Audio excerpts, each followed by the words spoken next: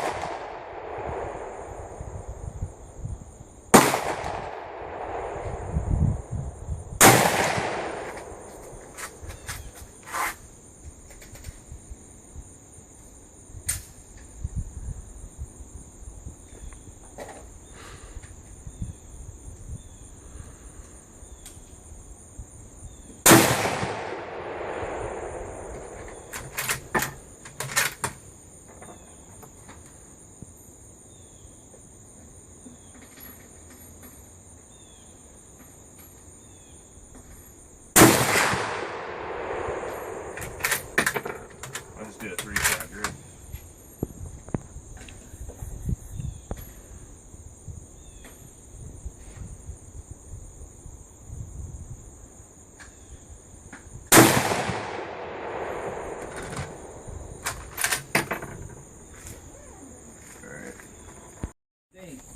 Here you can see the document that Mossberg sent me,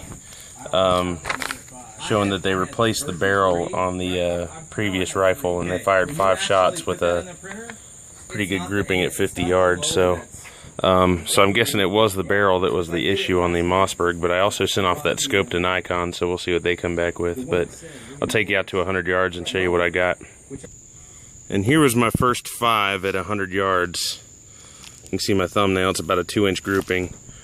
So it's not too bad. I actually dropped it down a little bit, but here's the second grouping. You can see it started walking on me as the barrel heated up. So even still though, this is about 3 inches here. That's about a 5-inch spread from top to bottom right there. But there's some potential. I think I just need to work with it a little bit, get used to the trigger pull a little more. But